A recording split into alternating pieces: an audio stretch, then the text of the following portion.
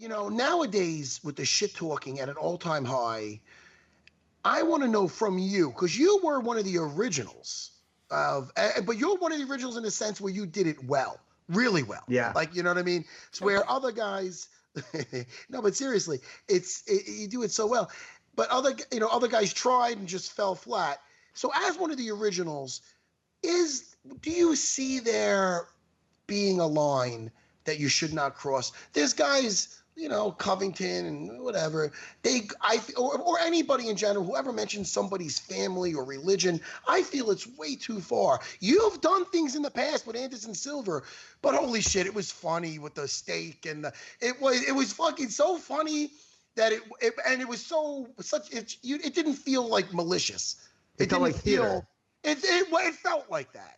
But I appreciate that. And Matt, yeah, there's for sure a line, 100%. And in fairness, that line does move. I mean, to remind you, Elvis Presley, when he was on stage and would do a little jig at the time, a little shake of the hips, that was like the dirtiest thing that anybody had ever seen. Now, that would be below G-rated standards in now's times. I would encourage some of these guys to just make sure that they have a code. Whatever your code is, display it and then follow the code. My code was a little different. One of the reasons I could get away with it, I only went for guys that were above me. They either had to be bigger than me in size or above me in the rankings or the champion when I'm, ranked number 2 or something along these lines. I didn't just spread it to everybody. It wasn't venom everywhere. It wasn't to different genders. It wasn't to people that were beneath me. That doesn't necessarily mean that's what everybody else has to do, but I would share with you, as long as you follow that, as long as you're not a bully at all, as long as you don't pick on somebody that's lower than you, for the most part, you're going to be okay. But there is a fine line and there's a dance there. And one thing about those attention and those headline grabbing things, it's fame, and fame is a drug. And at some point, you will do anything to get your fix. And when it's as simple as going to social media and pushing a button, all of a sudden the world's looking at you. That's where some of those mistakes made. Calm down, think it through just a little bit, have a code, advertise your code to the world, but stay within it. Right. That's a great way to put it. Just going after people higher up on the ladder. Like, no one thinks you're a bully if you're going after Anderson Silva. No one thinks you're a bully if you're going after John Jones. Well, speaking of bullies, now this is where Chael got a bad. They didn't handle this well. I don't feel the UFC, because they made it sound like, this is ages ago, but I want to bring it up. Yourself with Wanderlei Silva, he had the balls. He went to Brazil, Jimmy. I don't know if you saw his season of Tough with Brazil versus Wanderlei Silva ages ago. But he went to Brazil when he was very hated there, which was balls enough. But Wanderlei, who I get along with, he just let me use his gym when I was going to fight the Trig. Yeah. When I was getting ready for that Trig fight that you always bring up, Jimmy, we knocked him out. I used his gym and stuff. Nice guy. But, he straight up put Chael into a position where he had to defend himself. Yeah. If he did not defend himself, he was just going to take a beating. You know what I mean?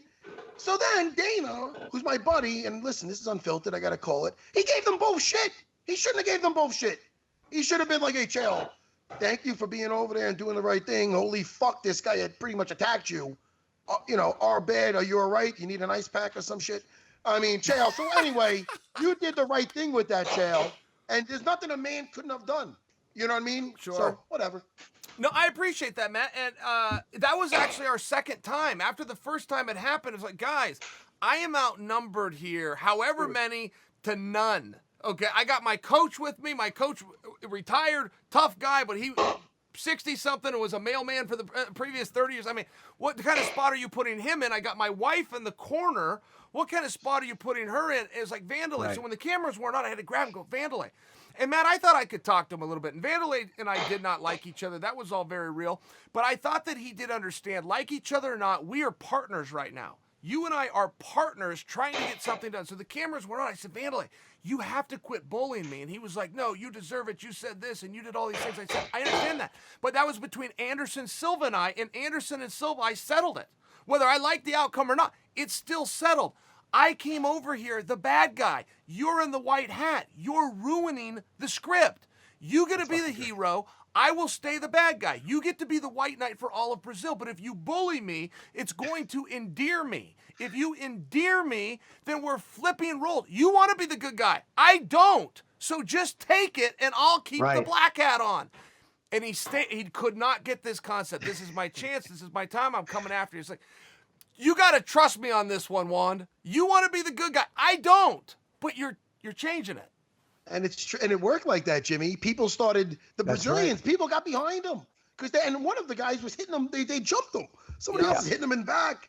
They're giving high fives in the back. I mean, it was Dita. It was crazy. That was Dita, Matt. And guess who found Dita face to face in a hotel in New York 5 years after that? My mom. Oh my goodness. Yeah. Did he feel bad? So bad. She completely forgave him. He apologized profusely. He said that his mother was disgusted with him, that his mother told him to apologize to my mother, and he said, now is my chance, Mrs. I am so sorry. I was wrong. Oh, he approached her and said he was sorry. My mom approached him, but he backed down instantly. He said, I've always hoped that this would happen because I do owe you an apology. Oh, that's nice. Which I thought was a cool move. I thought Dita, as bad of a thing as he did, he gets a little credit for that, right? Sure, of course. Oh, 100%. Sure. It's so funny. I don't know if you remember this, Chael. I remember it clearly. And it's so funny because, again, it was before the Frank Trigg fight. We were in a sauna.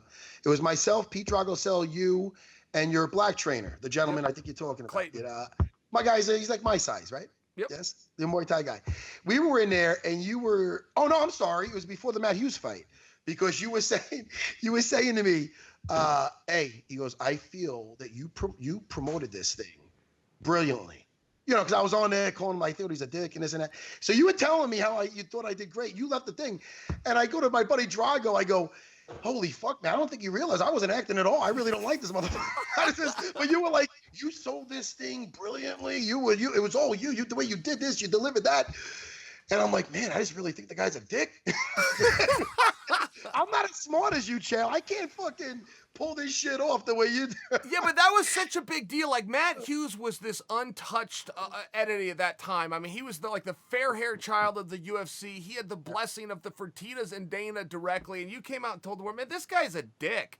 And I remember as simple as that statement was, the whole world was like, I know what that means. I know some dicks myself that if I could get away with fighting them, I would. We happen to be in business where Matt does get to fight him. I get it. I'm on board.